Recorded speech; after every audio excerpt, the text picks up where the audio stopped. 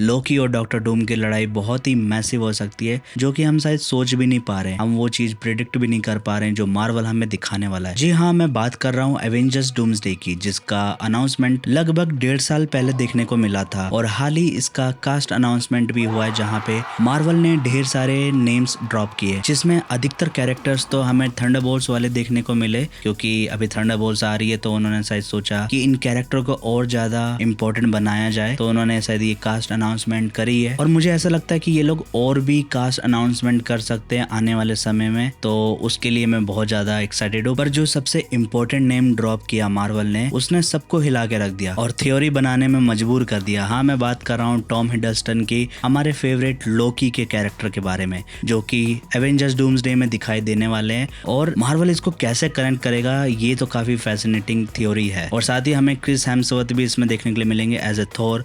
तो जो केमिस्ट्री है इन दोनों भाई की, वो हमें एवेंजर डूम्सडे में देखने के लिए मिल सकती है। पर एक सबसे बड़ा सवाल जो हम सबको बेचैन करे रखा है कि भाई डॉक्टर डूम कैसे उस बीइंग का सामना करेगा जिसके हाथ में अभी सबकी टाइमलाइन है।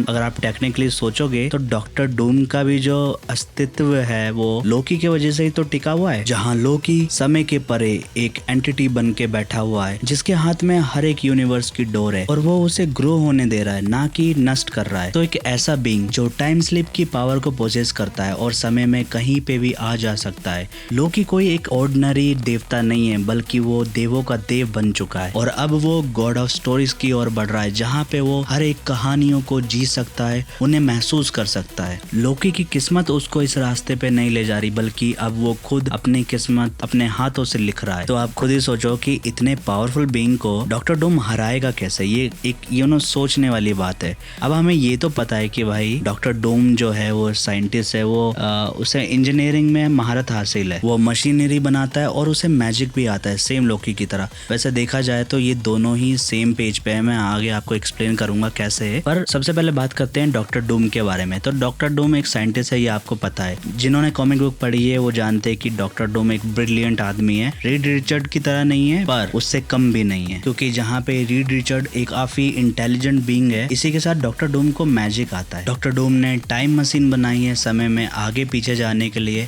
इसी के साथ वो चैनल कर सकता है मिस्टिकल एनर्जी को भी, ताकि वो टेलीपोर्ट कर सके अपने आप को कहीं पे भी, किसी भी आयाम में वो चाहे तो जा सकता है, आ सकता है। वो इंचार्टमेंट का बादशाह है, वो किसी के भी माइंड को कंट्रोल कर सकता है। वैसे लोकी ने इंचार्टमेंट अभी ही सीखा है, तो अब वो उसमें कितना निपुण हो गया है ये तो मुझे नहीं पता, पर जैसे जैसे हमने लोकी सीरीज देखी थी तो वो अभी सीख ही रहा था। पर डॉक्टर डूम भाई वो मास्टर है इस चीज का, तो वो किसी के भी ब्रेन को कंट्रोल कर सकता है। और डॉक्टर डूम की कई सारी खूबियां ऐसी है कि अगर मैं गिनाने बैठूं तो ये वीडियो बहुत ज़्यादा लंबा हो जाएगा और मैं इस वीडियो को ज़्यादा लंबा नहीं करना चाहता। पर हाँ, डॉक्टर डूम काफ़ी एक ऑसम कैरेक्टर है, वन ऑफ माय फेवरेट, और पता नहीं कई लोगों का फेवरेट है।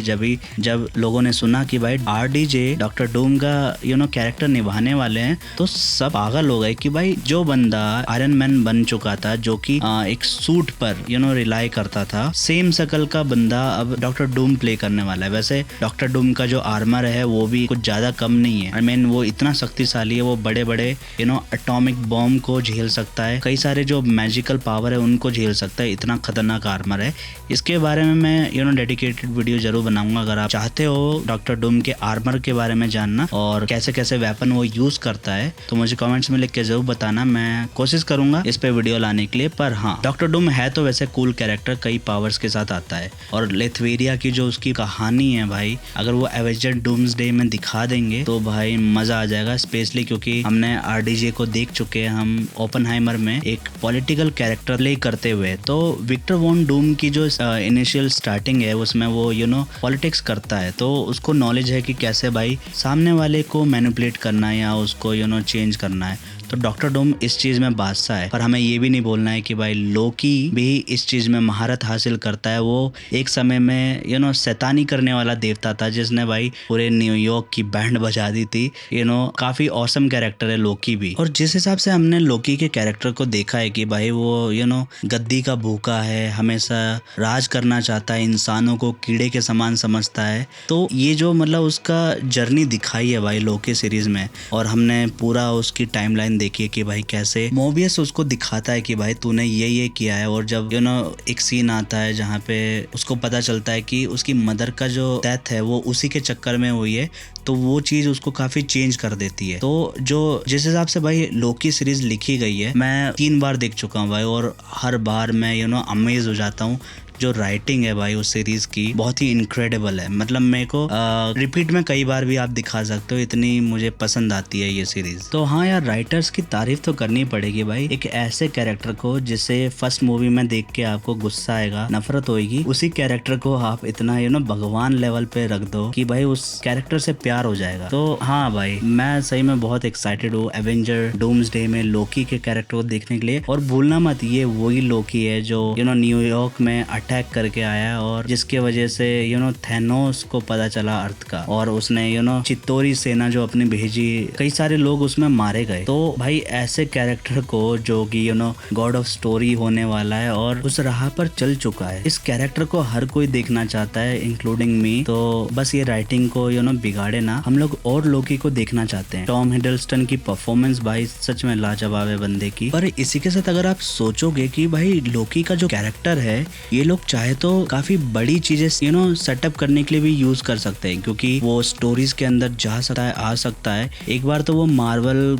कॉमिक्स में से निकल भी जाता है। आई मीन डेडपुल की तरह, डेडपुल भी चाहे तो मार्वल को कभी भी छोड़ सकता है। ये एकदम काफी माइंडफक वाला चीजें हैं, तो इस पे ज्यादा ध्यान नहीं देते हैं। पर हाँ, लोकी का कैरेक्टर मतलब ऐसा है कि वो इम्पोर्टेंट भी कर सकता है कई चीजों को, और कई चीजों को सेटअप करने के लिए भी काम आ सकता है। जैसे कि बड़े बड़े जो थ्रेट्स है मल्टीवर्स में जो हमने अभी तक देखा नहीं है, और और भी जो बड़ी एंटिटीज है यूनिवर्सेस में, उन सबको सामने लाने के लिए भी मदद कर सकता है, जहाँ पे वो हमें एक जर्नी पे लेके चल सकता है, एक गाइड की तरह, क्योंकि वो समय से बंधा हुआ नहीं है। अगर आपको याद है लोकी सीरीज में टेम्पोरल ओरा के मदद से उसको हर एक टाइमलाइन से निकाल दिया गया था। तो वो अब एक ही बंदा है, वो हर टाइमलाइन में एग्जिस्ट तो करता है, पर समय उसके ऊपर इफेक्ट नहीं करता। ये काफी कॉम्प्लिकेटेड लगा मेरे लिए भी, पर वो समय को समझता है। वो एक साइंटिस्ट भी है, उसने सेंचुरी तक पढ़ाई करी है, जो कि उसे one of the best scientist बना देता है, इक्विवेलेंट टू डॉक्टर डूम के। तो इसलिए मैं कह रहा था कि भाई इन दोनों के पास जो पावर्स है वो लगभग सेम है। दोनों इंचार्टमेंट कर सकते हैं, दोनों मैजिक परफॉर्म कर सकते हैं, दोनों के पास अपना अपना आर्मर है। लोकी के पास भी अब एक अपना आर्मर आ गया है, उसने खुद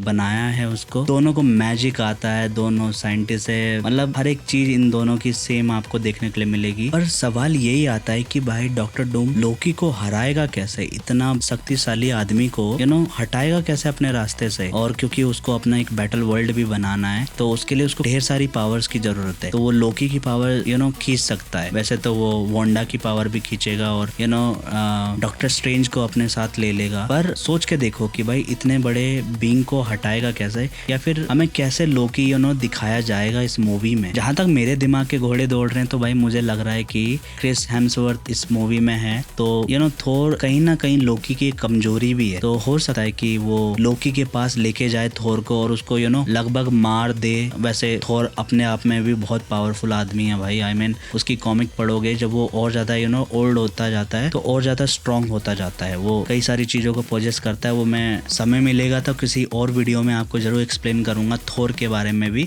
पर हाँ, कहीं ना कहीं वो एडवांटेज ले सकता है कि भाई उसके भाई के थ्रेट को दिखा के उससे उसकी गद्दी छीन ले, या उसकी पावर्स ले ले, या फिर उसको मजबूर कर दे स्टोरी को रीराइट करने में। तो ये काफी फैसिनेटिंग होगा हमारे लिए। इसके ऊपर और भी थ्योरीज अगर मुझे पता चलती है तो मैं जरूर आपको शेयर करूंगा। बाकी आपकी क्या थ्योरी है, कैसे डॉक्टर डूम हरा सकता है लोकी को, या लोकी को मार भी सकता है। वैसे वो कई बार मर के आ चुका है, तो इसलिए भाई वो गॉड ऑफ स्टोरीज है, उसे मारा नहीं जा सकता, वो समय के एकदम परे है। तो कैसे डॉक्टर डूम के लिए चैलेंजिंग हो जाता है कि भाई ऐसे कैरेक्टर को फेस करना। ठीक है, आपकी क्या थ्योरी है मुझे कमेंट्स में लिख के जरूर बताना। बाकी छोटी सी चीज मैंने जरूर बताई है कि भाई जो डॉक्टर डूम है वो थॉर का एडवांटेज ले सकता है, इसलिए हमें थॉर भी इस मूवी में देखने के लिए मिलने वाला है। तो आपकी क्या थ्योरी है मुझे कमेंट्स में लिख के जरूर बताना। बाकी मिलते हैं किसी और एक वीडियो पे, तब तक के लिए दोस्तों stay tune with me and stay awesome.